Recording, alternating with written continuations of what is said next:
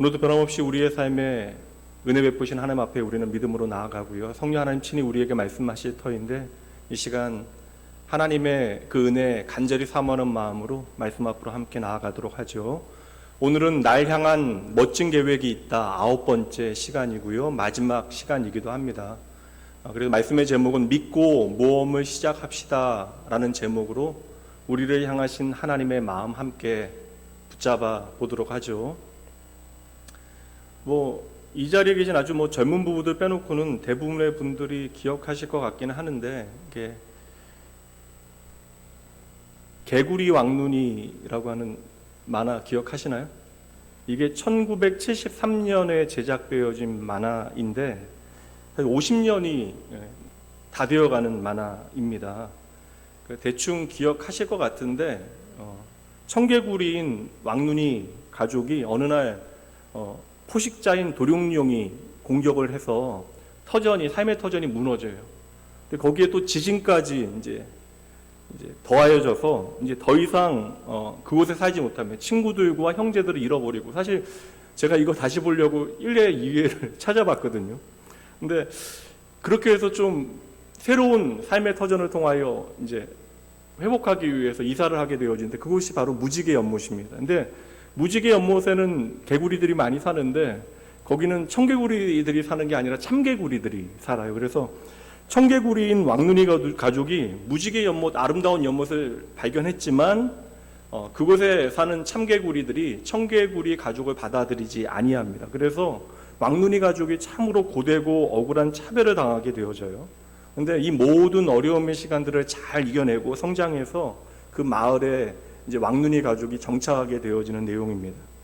근데 그 당시에 만화들이 대부분 많이 이제 전후에 이제 회복에 대한 이야기를 하다 보니까 참 좀 안타까운 이야기들이 많았고요. 또 다시 보니까 너무나 어두워요. 그 내용들이 너무나 어둡고 슬픈 내용들이 많아서 지금 제가 생각해 보니까 그 당시에 이제 개구리 왕눈이 보면서 울었던 기억도 좀 나고요. 좀 분해서 이제 맥이나 투투 나오고 그러면 되게 분해서 화를 냈던 기억도 있는데요. 제가 유치원 때 그 만화 봤으니까 벌써 40년이 훨씬 더 지났는데 그 40년이 지나서도 여전히 그 주제가가 기억이 납니다. 1부에는 안 불렀는데 2부에는 제가 한번 불러드릴게요. 개구리 소년, 개구리 소년, 네가 울면 무지개 연못에 비가 온단다. 비바람 몰아쳐도 이겨내고 7번 넘어져도 일어나라. 예, 그건데 아멘은 아니고 왜 이렇게 슬프죠? 제가 부르니까.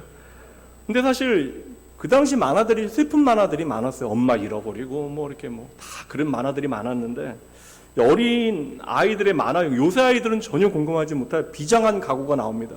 7번 넘어져도 8번 일어나라. 그리고 그 다음 가사는 울지 말고 일어나라. 이 개구리 왕눈이가 다짐했던 이 다짐 7.8기잖아요. 7번 넘어져도 8번 일어나라. 근데 이게 구약의 말씀에도 나와요. 구약 잠언 말씀입니다. 잠언 24장 16절. 대저 의인은 7번 넘어질지라도 다시 일어나려니와 악인은 재앙으로 말미암아 엎드려지느니라.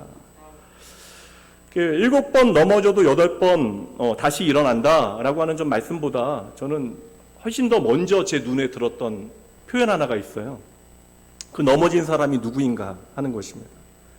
그 7번 넘어진 사람이 누구예요, 여러분? 바로 의인입니다. 다시 말하면 착한 사람이라는 의미가 아니라 하나님의 백성, 하나님의 편에 선 사람, 하나님의 자녀 되어진 그 존재가 7번 넘어진다. 이게 사실 머릿속에서는 이해가 될지 몰라도 막상 하나님의 자녀 되어진 나의 삶에 같은 길에서 7번씩 넘어지는 실패의 경험이 계속되어지면 여러분 이것이 참 받아들이기 쉬운 말씀입니까? 이게 사실 문자로 있을 때는 문제가 안 되는데 우리의 삶의 이야기가 되어지면 도무지 인정하기 어려운 말씀입니다. 사실 믿는 우리도 한두 번은 실패할 수 있죠.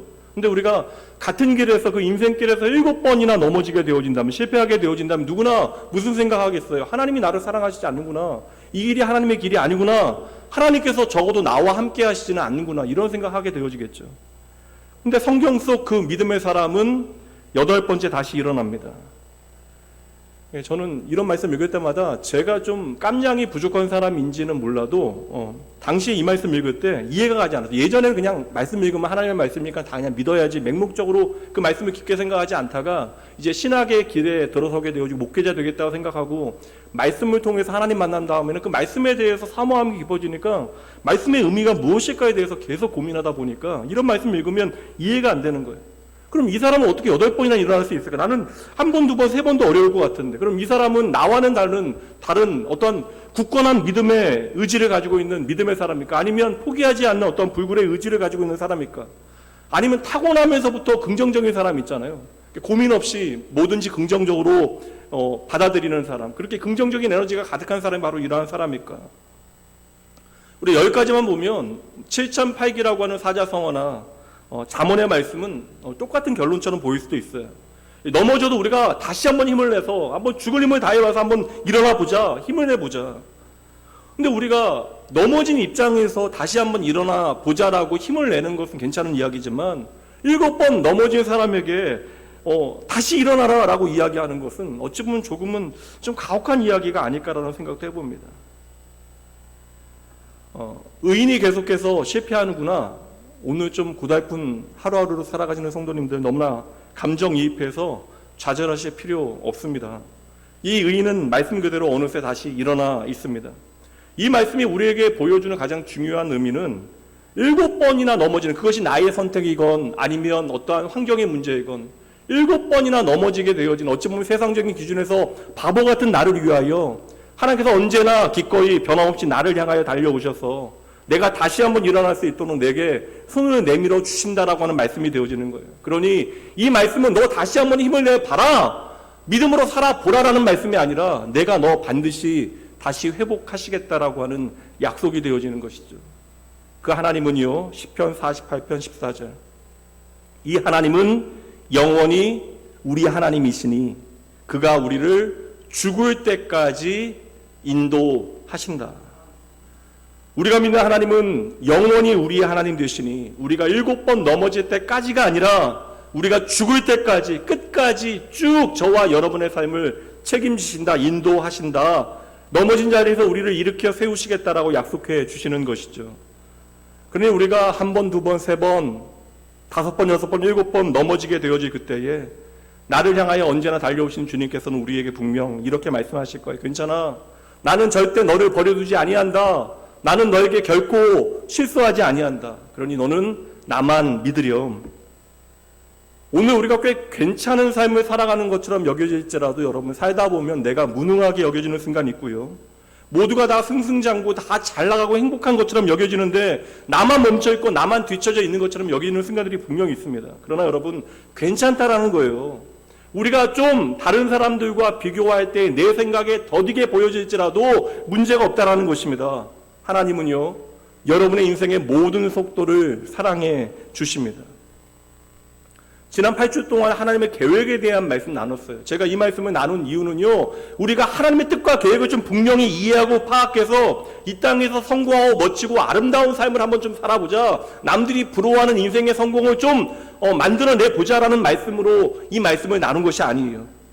우리가 어떻게 크신 하나님의 뜻을 연약한 우리가 다 헤아릴 수 있겠습니까? 우둔한 어리석은 우리가 어떻게 크신 하나님의 뜻을 다 이해할 수 있겠냐라는 것이에요. 저는 이 모든 시간을 통해 단 하나의 메시지를 여러분과 함께 나누기를 원했던 거예요.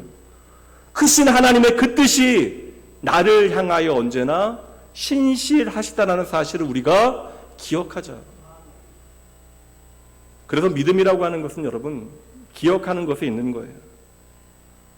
우리가 언제나 승승장구하고 싶지만 우리가 원하는 대로 우리의 인생은 늘 승승장구할 수 없습니다. 삶을 살다 보면 그 삶이 너무나 아프고 고달픈 순간들이 있다라는 거예요.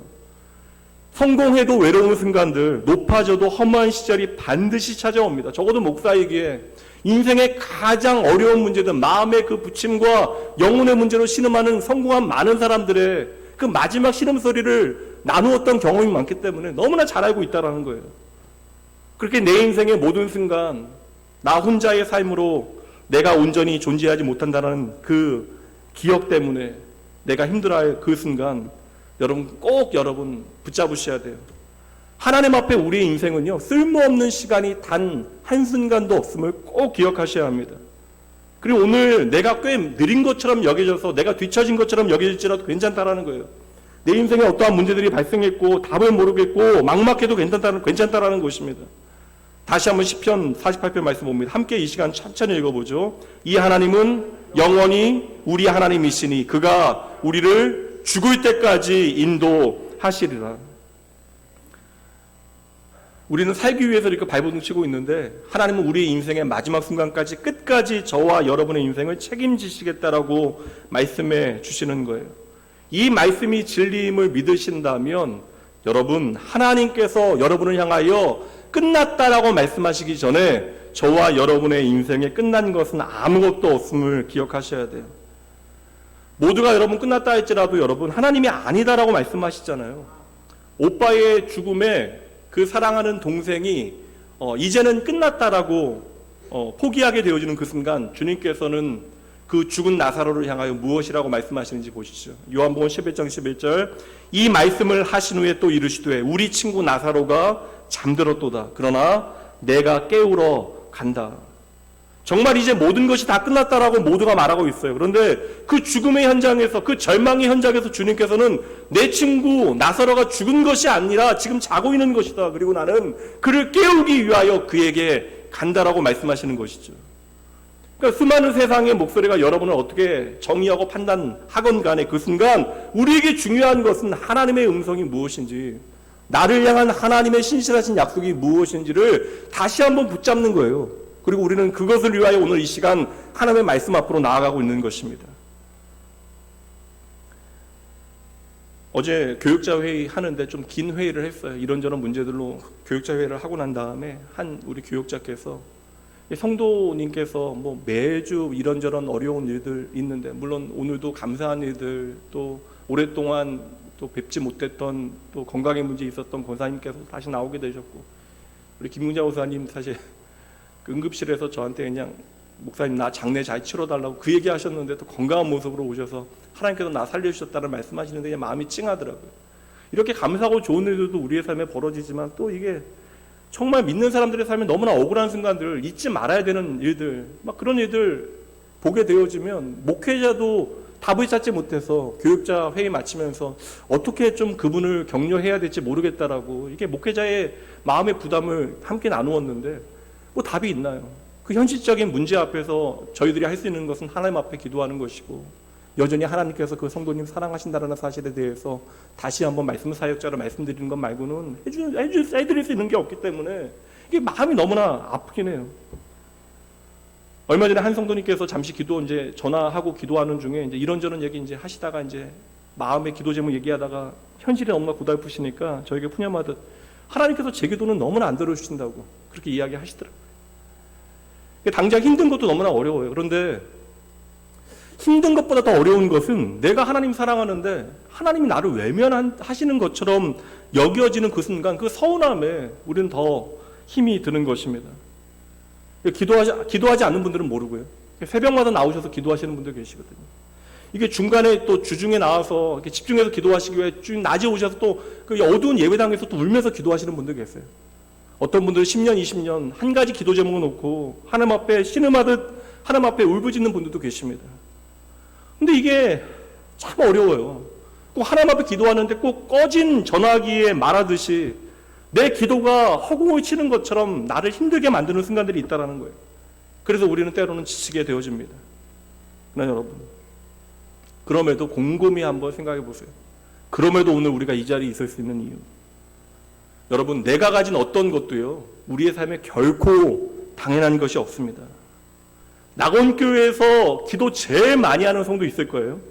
낙원교회에서 가장 기도 많이 하는 사람도 내가 기도해서 하나님 앞에 받은 것보다 기도하지 않아도 하나님께서 우리의 삶에 주신 것이 훨씬 더 많음을 우리가 알아야 돼요. 그럼에도 불구하고 우리가 왜 기도를 하느냐? 기도하지 않는 사람들도 아무렇지 않게 잘 살아가는데 우리가 왜 기도해야 되느냐? 우리가 기도해야 하는 이유는 내가 기도하지 않아도 보이지 않는 곳에서 나를 위하여 일하시고 나를 챙기시고 나를 위하여 도우시는 하나님을 발견하기 위하여 그 하나님 놓치지 않기 위해서 우리는 날마다 하나님 앞에 기도해야 되는 거예요.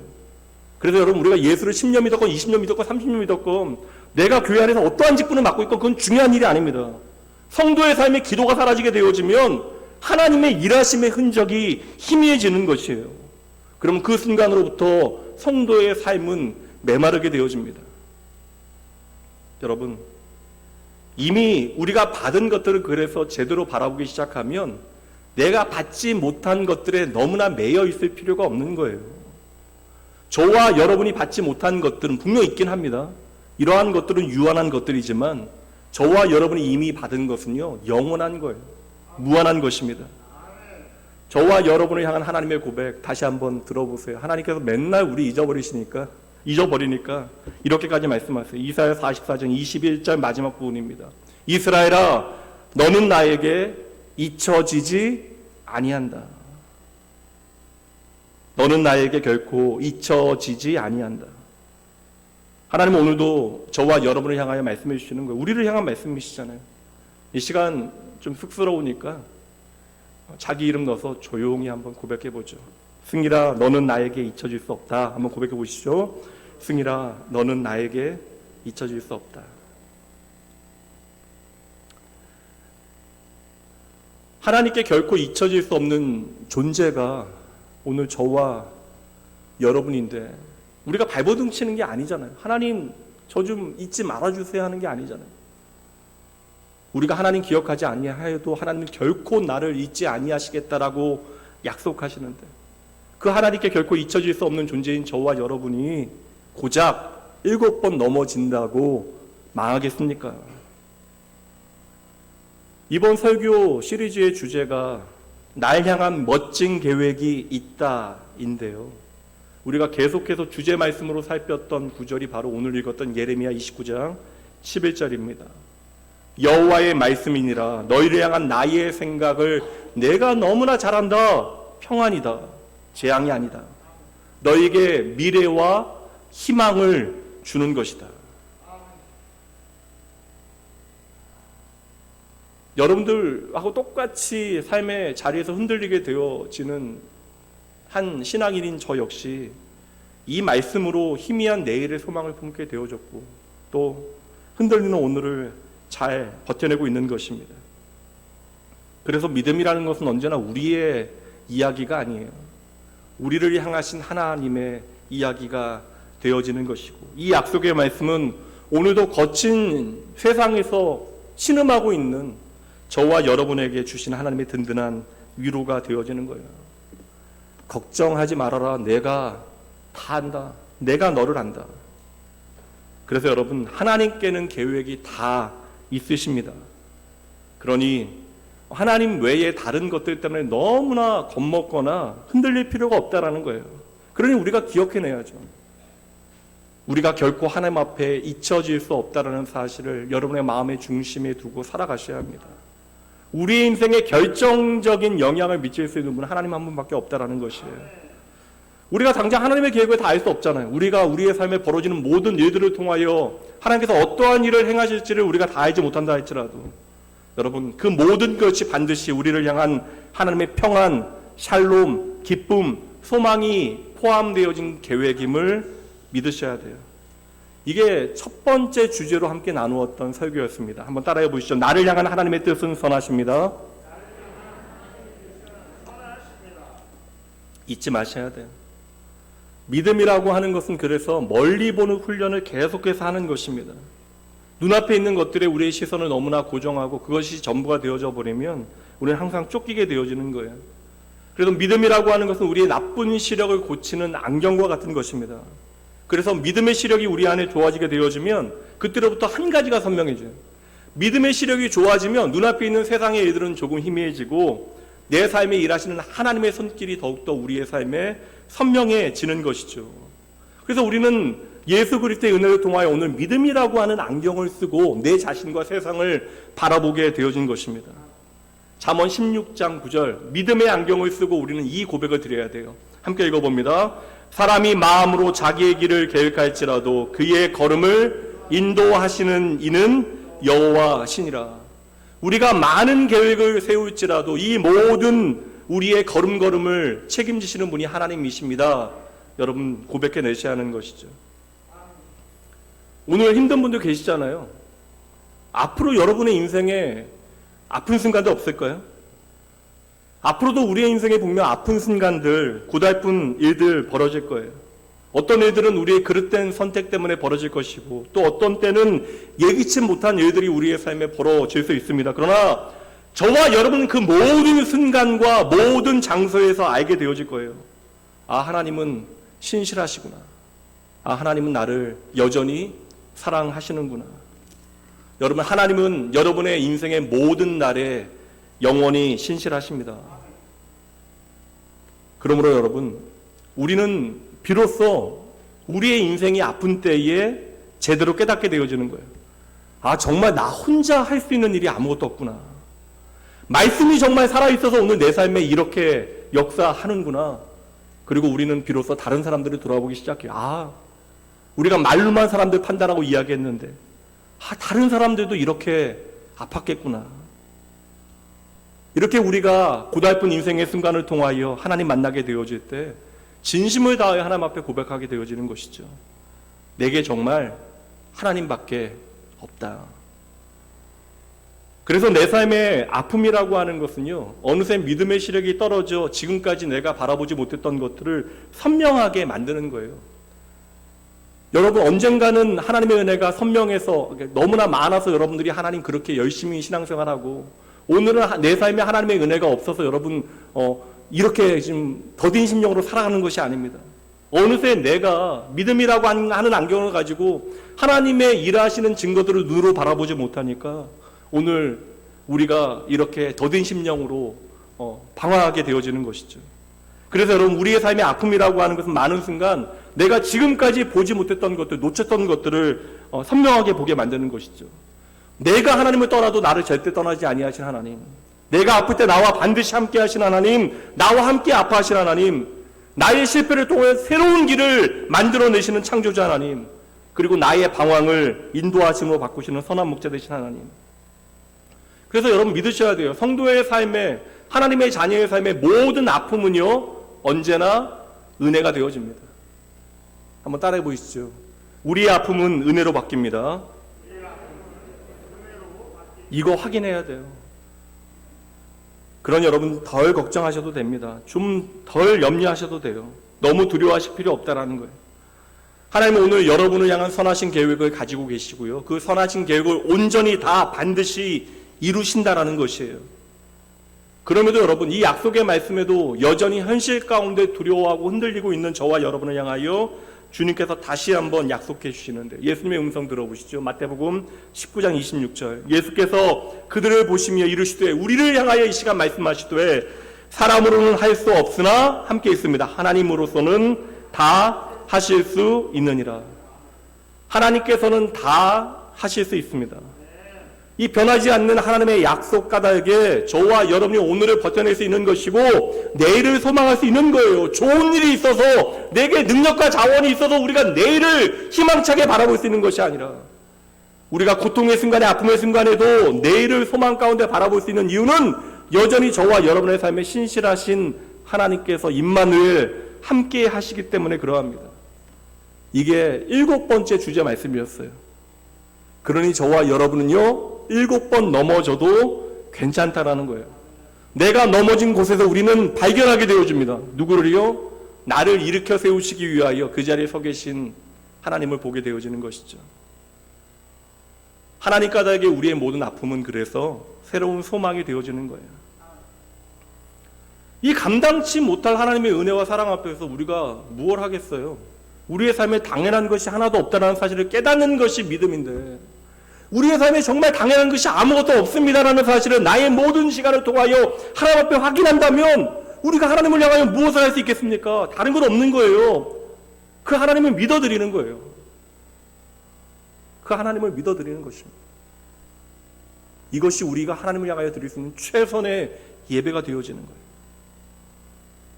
여러분의 인생의 방향을 다시 수정하셔야 돼요. 정하셔야 합니다.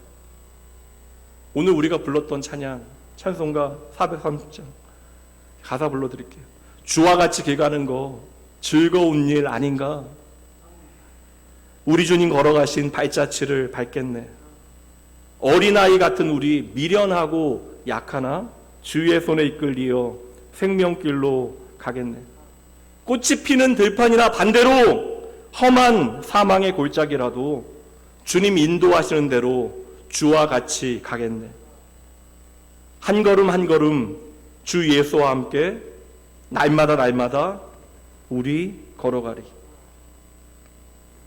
여러분, 믿음이라고 하는 것은 우리가 우리의 삶에 어떠한 특별한 이야기들을 만들어내는 것이 아니라고요. 믿음은 예수님께서 우리 앞에 열어주신 그 생명의 길을 우리 찬양한 대로 한 걸음 한 걸음 날마다 내가 매일 기쁘게 하나님의 성품과 하나님의 약속, 우리를 위해 행하신 모든 일들을 의심하지 아니하고 끝까지 나와 임만을 하신 하나님 놓치지 아니하고 함께 걸어가는 것이 바로 믿음의 이야기예요. 믿음의 내용이 되어지는 것입니다. 이것이 바로 우리의 인생에 변치 않는 방향이 되어져야 하는 것이죠.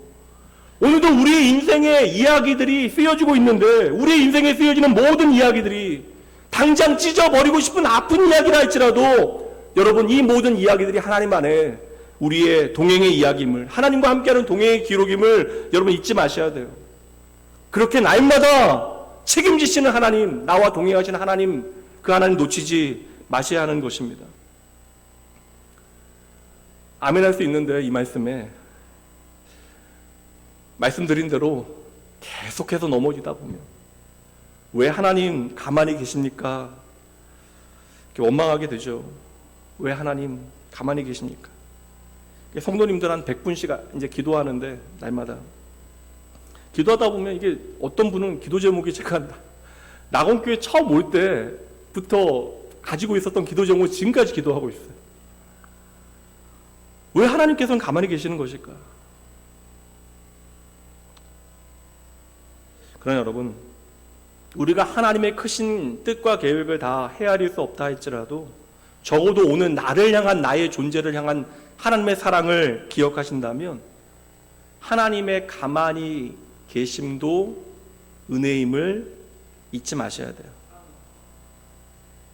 기다림이 오래되고 기도에도 변한 것이 없고 나는 신앙에 열심 내는데 열심 내지 않는 사람들은 다 잘 되는 것 같은데 나는 너무나 힘들어요. 그러다 보면 하나님께서 왜 가만히 계실까 심통도 나지만 한번 반대로 생각해 보세요. 하나님께서 우리의 삶에 모든 일에 가만히 계시지 않는다면 여러분 얼마나 무서운 일이에요. 어떠한 일이 벌어지겠습니까? 내가 죄를 지을 때마다 하나님 가만히 계시지 않는다면 우리는 하나님 예배하지도 못하잖아요. 하나님이 살아계시고 나의 구원 되시고 나의 생명 되심을 믿으면서도 우리는 하나님 온전히 예배하지 못하는데 내가 예배하지 못할 때마다 하나님께서 가만히 계시지 않는다면 내가 그릇된 선택을 할 때마다 하나님 가만히 계시지 않는다면 하나님의 뜻이 내가 무엇인지 알고 그 뜻이 분명한데도 그 말씀에 순종하지 아니하고 하나님의 말씀 무시하며 살아갈 때 하나님께서 가만히 계시지 않는다면 어리석은 우리가 무엇이 우리에게 유익인지 모르고 당장 내 눈에 보이는 대로 생선이 아니라 뱀을 달라고 할 때에 하나님께서 가만히 계시지 않는다면 여러분 다시 말씀드릴게요. 우리는 하나님께서 가만히 계시면 먼저 감사해야 되는 거예요. 만약에 우리가 죄 지을 때마다 거룩하신 하나님께서 우리 판단하시고 벌하신다면 심판을 면할 수 있는 사람 아무도 없습니다. 예수님께서 십자가에 달리실 때 가만히 계시지 않았다면 이 자리에서 구원받아 하나님 예배할 수 있는 사람 단 하나도 없는 거예요. 내가 아무것도 모르는데 내가 당장 구한 모든 것들이 다 응답되어진다면 이거 여러분 정말 아찔합니다. 하나님의 일하심을 기다리면서 우리가 가만히 있는 것도 믿음이잖아요. 마찬가지로 하나님의 시간에 따라 하나님께서 가만히 계시는 것도 은혜임을 여러분 믿으셔야 합니다. 둘째 아들이 반드시 나에게 다시 돌아올 것을 아는 아버지가 그 둘째 아들이 깨닫고 돌아올 때까지 그 자리에서 가만히 기다렸듯이 오늘 하나님께서 가만히 계심도 저와 여러분을 향한 하나님의 또 다른 일하심이 되어짐을 여러분 믿으셔야 돼요. 그러나 여러분, 저와 여러분의 하나님의 뜻이 이루어지는 그 타이밍을 믿고 하나님을 잘 기다려야 하는 것이죠. 그래서 믿음은 많은 순간에 신기한 경험으로 채우는 것이 아니라 하나님을 신뢰하고 버텨내고 이겨내는데 그 힘이 있는 것입니다. 사탄은 끊임없이 여러분의 삶의 모든 환경을 통하여 열심히 일하여서 우리의 믿음의 눈을 어둡게 만들어 진리를 바라보지 못하게 만들 거예요. 그래서 우리는 너무나 쉽게 우리의 삶의 자리에서 하나님의 약속의 말씀을 놓치게 되어지는 것입니다. 그러나 여러분, 우리가 하나님의 뜻과 계획과 그 약속의 말씀을 놓쳐버린다 할지라도 하나님은 차근차근 당신의 계획과 뜻을 우리의 삶에 이루어 가신다는 것이에요. 이게 바로 세 번째 설교 주제였습니다. 함께 고백해 봅니다. 하나님의 타이밍은 완벽합니다. 다시 한번요. 하나님의 타이밍은 완벽합니다. 그래서 하나님께서 오늘도 저와 여러분에게 너무나 쉽게 포기하지 말아라 라고 말씀해 주시는 거예요. 히브리서 10장 23절입니다. 우리에게 약속하신 이는 미쁘시니 우리가 믿는 도리의 소망을 움직이지 말고 굳게 잡으라. 하나님은 미쁘시니, 하나님은 신실하시니, 하나님의 타이밍은 완전하니 우리는 그 하나님께 소망을 두고 그 자리에 잘 머물러 있어야 하는 것이죠. 그러니 우리는 우리 자신의 의지와 노력 때문에 이 자리를 버티고 지켜낼 수 있는 것이 아니라 이 미쁘신 신실하신 하나님 까닭에 오늘도 소망할 수 있는 거예요. 오늘로 하나님의 뜻과 계획에 대한 말씀 마무리하면서 여러분에게 하나님의 마음 한 가지를 더 전해드리려고 해요. 이것입니다. 한번 따라해 보시죠. 하나님은 나의 연약함을 사랑하십니다. 꼭 기억하셔야 돼요. 다시 한번, 하나님은 나의 연약함을 사랑하십니다.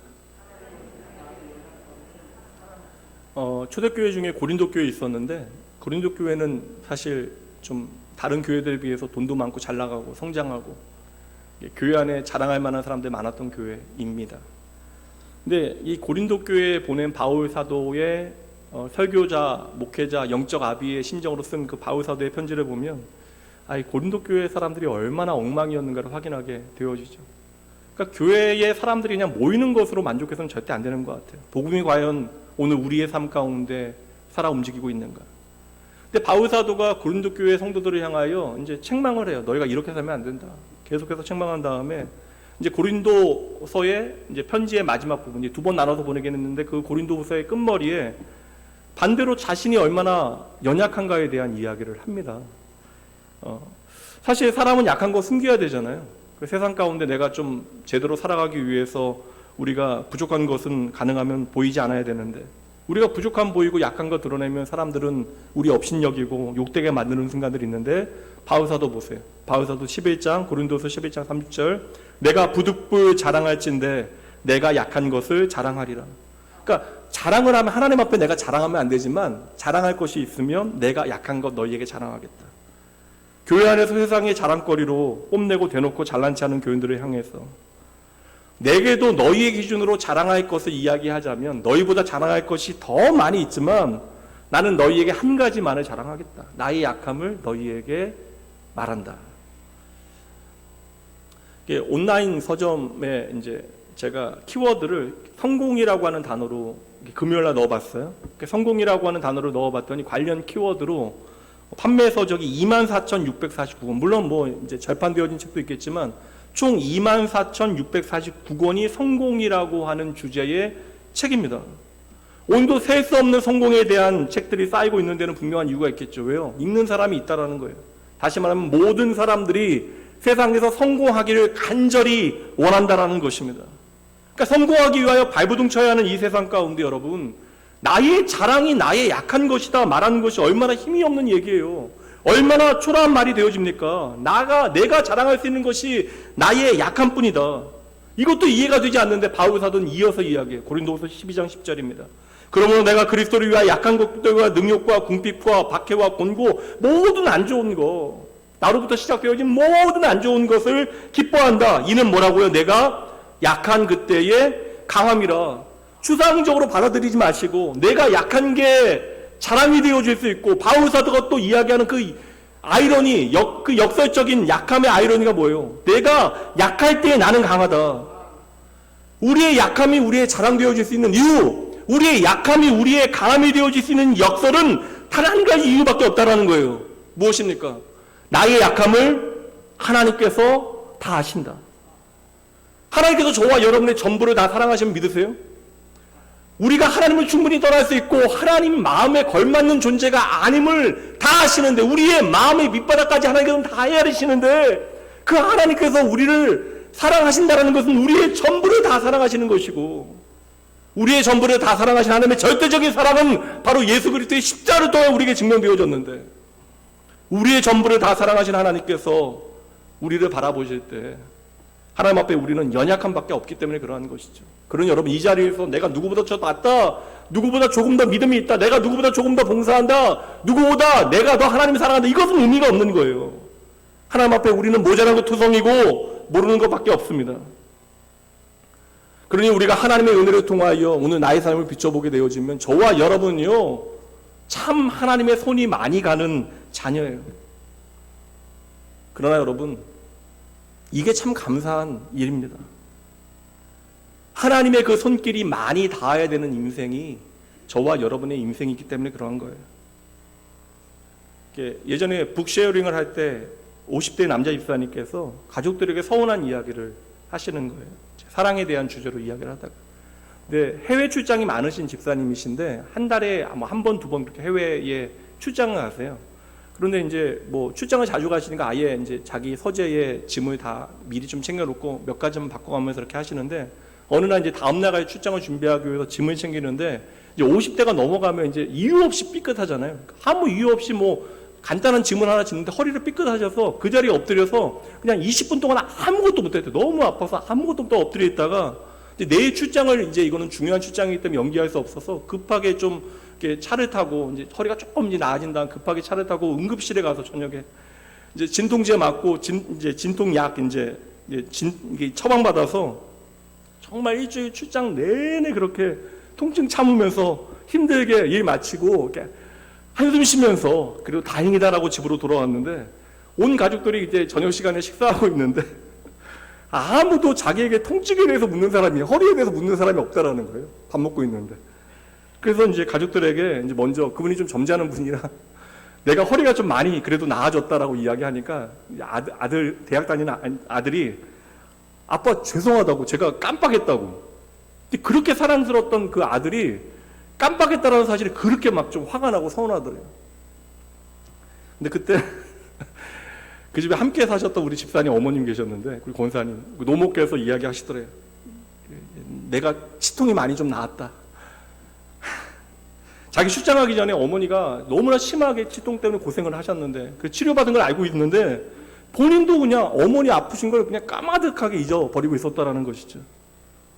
여러분, 이게 바로 우리의 연약함이고 우리의 한계입니다. 심지어 내가 절대적으로 사랑하는 나의 가족조차도 그의 고통을 잊어버릴 수 있는 것이 우리의 인생이에요.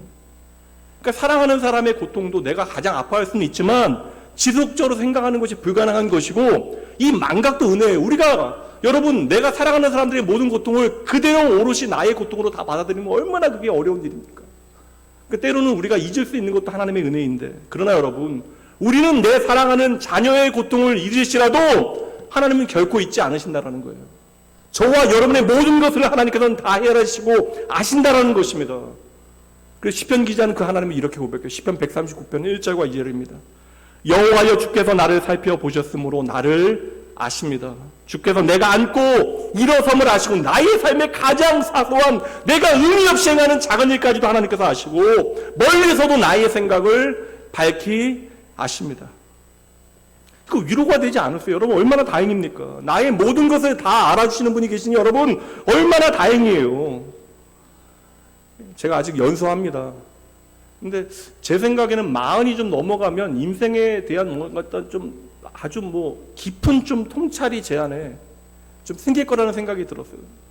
근데 50이 이제 다 되어 가는데 철이 안 들기는 여전합니다. 좀 나이가 더해갈수록 통찰력도 깊어지고 좀 더 유연해지고 넉넉해질 거라고 생각했는데 저뿐만 아니라 성도님들 봐도 그렇지는 않은 것 같아요. 나이를 먹으면서 알게 되어지는 것은 내가 생각보다 그렇게 너그러운 사람이 아니다라고 하는 사실, 그리고 내가 경험하는 것이 너무나 제한적이어서 작은 일 하나만 내 삶에 우연과 같이 벌어져도 그 변수에 쉽게 무너지게 되어지는 것이 나의 인생이구나. 그래서 나이 먹어가면 좀 이렇게 덜 걱정하고 덜 흔들릴 것 같았는데 나이 먹어가면서도 여전히 걱정은 많아지고 염려도 깊어지고 또 겁도 많아요. 그러나 여러분, 그래도 괜찮습니다. 저와 여러분에게는 나의 모든 것을 다 아시는, 나를 사랑하시는 하나님 계십니다. 그리고 하나님은 여러분의 연약함을 이해하시고 사랑하신다라는 거예요.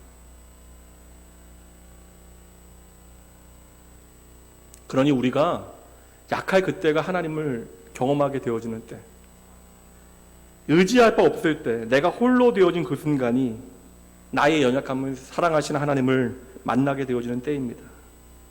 그러니 여러분, 우리가 하나님 만나지 아니하고 하나님 사랑 확인하지 않으면 내가 진짜 내가 되어질 수 없는 거예요. 우리가 세상에서 꽤 잘 나가고 많은 것을 누리고 많은 것을 가진다 할지라도, 아무리 내가 나를 알고 나의 자아를 이룬 것처럼 여겨질지라도 우리가 하나님을 알지 못하면 nothing, 아무것도 아니라는 것입니다. 저와 여러분 원래 만들어질 때부터 하나님께서 하나님 아니고는 온전할 수 없고 만족할 수 없는 존재로 하나님께서 만드셨다는 거예요. 이게 창조의 원리입니다. 그러니 우리가 이 세상에서 성공하기 위하여 아무리 아둥바둥하고 힘겹게 수고하여도, 그래서 우리가 많은 것을 이뤄낸다 할지라도 우리의 인생은 하나님 아닌 것으로는 결코 채워질 수 없다는 것이죠. 그러니 여러분, 적어도 하나님 앞에서는 나의 약함을 있는 그대로 고백하셔야 돼요. 그래야 여러분 하나님 만나실 수 있고 하나님 앞에 겸손한 기도가 시작되어지는 것입니다. 그리고 하나님은 나의 강점만으로 일하시는 분이 아니라, 나의 강점을 극대화하여 일하시는 분이 아니라 나의 약점을 통해서도 당신의 영광을 드러내 보이시는 하나님이심을 여러분 경험하셔야 돼요. 하나님께서 우리의 연약함을 있는 그대로 받아들이시고 사랑하시는 이유는 우리의 그 연약함이 하나님만 바라보게 하는 강력한 동기가 되어지기 때문에 그러합니다. 그래서 우리가 바울 사도가 이야기한 것처럼 왜 약함이 강함이 되어지느냐, 우리는 이 연약함 때문에 가장 가치 있는 일을 선택하게 되어지는 거예요. 나의 부족함과 나의 연약함, 그것이 바로 나로 하여금 하나님께 돌아오게 만든다는 것입니다. 나의 무지함이 결국 하나님만을 바라보고 의지하게 만드는 것이죠. 예수님께서 말씀하셨던 집 나간 탕자요, 모든 것을 다 가졌을 때는 아버지를 등지고 아버지로부터 멀어지기만 합니다. 그런데 그의 인생에 가장 약해졌을 때, 모든 것을 다 잃어버렸을 때 그는 비로소 아버지를 생각하게 되어져요. 그리고 아버지께로 돌아가야 한다는 사실을 깨닫게 되어졌던 것이죠.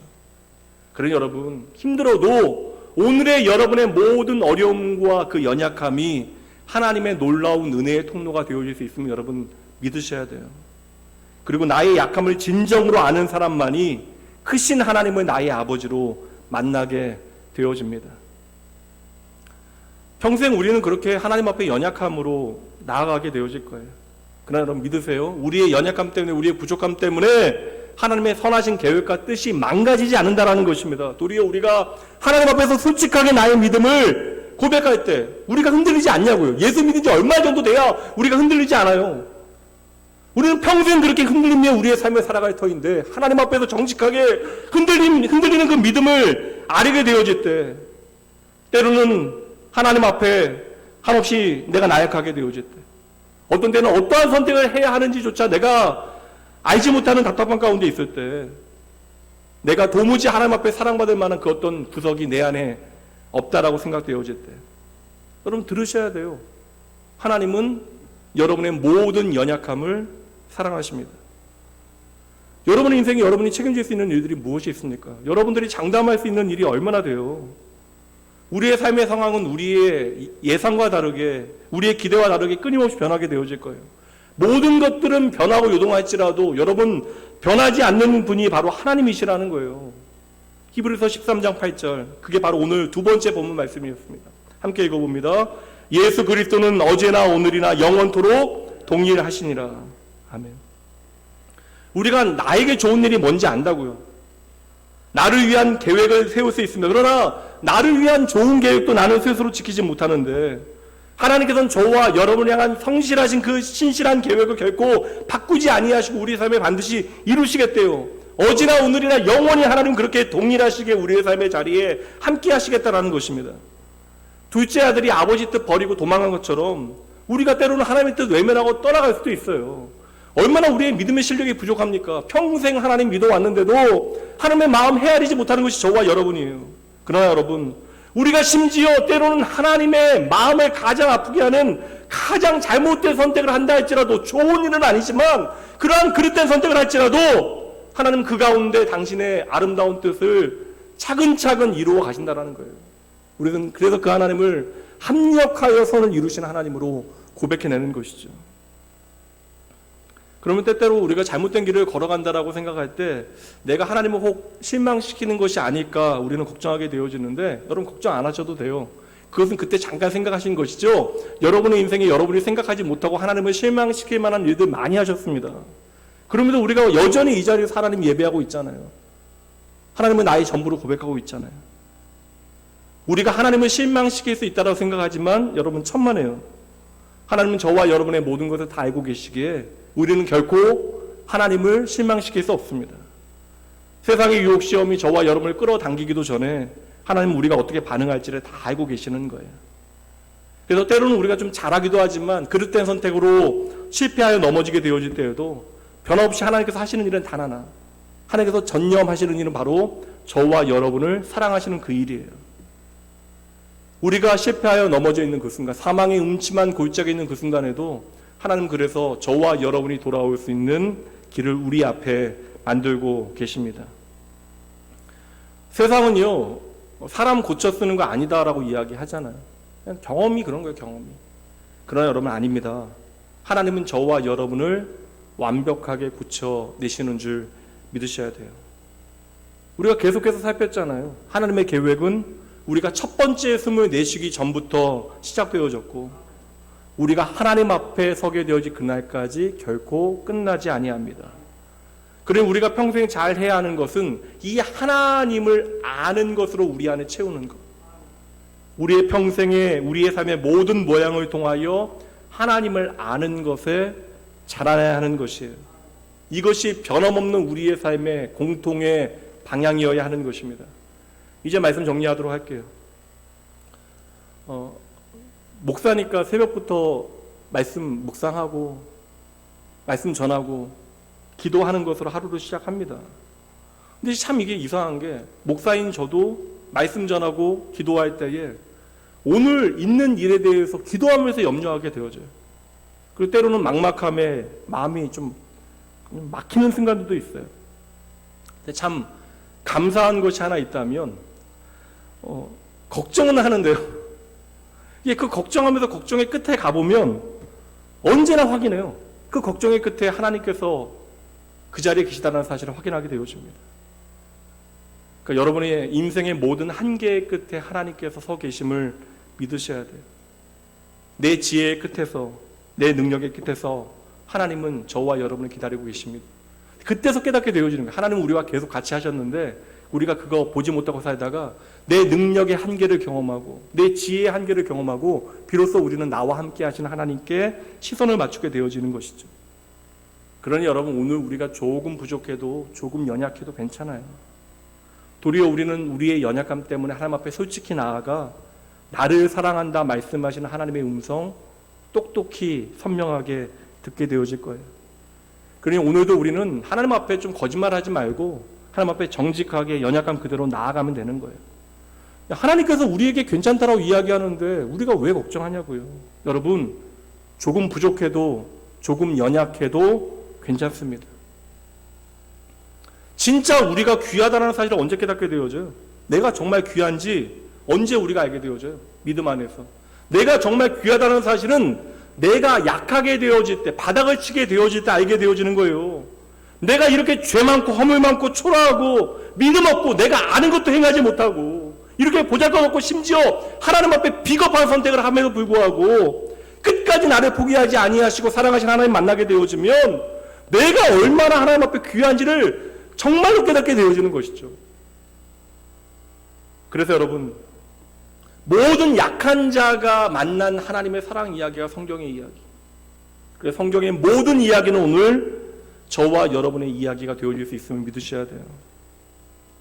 오늘 우리의 인생이 좀 낙서가 가득한 구견인 종이와 같다 할지라도 여러분, 하나님은 여전히 당신의 은혜의 펜을 드시고 우리의 인생의 최고로 아름다운 이야기를 써내려 가고 계십니다. 그래서 여러분 쉽게 말씀드릴게요. 믿음의 자리를 잘 버텨내는 자에게 은혜가 있는 거예요. 하나님의 손에 붙들려 있는 자에게 감사가 있는 것입니다. 그리고 힘들어도 믿음의 자리에 안 떠나가는 사람들에게 하나님의 선하신 계획이 반드시 이루어집니다. 넘어질 거예요. 앞으로도 저도 넘어지고 여러분도 넘어질 것입니다. 기왕이면 넘어질 거면 빨리 일어나기 위해서, 넘어질 거면 하나님 앞에서 넘어지시고, 약해질 거면 하나님 앞에서 약해지시면 돼요. 우리의 평생은, 다시 말씀드립니다, 무엇인가를 만들어내는 데 인생의 목적이 있는 것이 아니라 내 평생에 하나님의 손길이 머문 그 자리를 기억해내고 우리의 인생의 순간순간에 담겨진 하나님의 은혜와 기적들을 헤아려 보는 거예요. 세어보는 것입니다. 말씀 마칠게요. 여러분의 인생의 순간순간마다, 날마다 여러분의 삶의 모든 현장이 약한 나로 강하게 하시는, 아무리 우리가 말하여도 헤아릴 수 없는 하나님의 놀라운 은혜로 가득 채워지는 여러분의 인생 되어지게 주님의 이름으로 축복합니다. 잠시 기도합니다.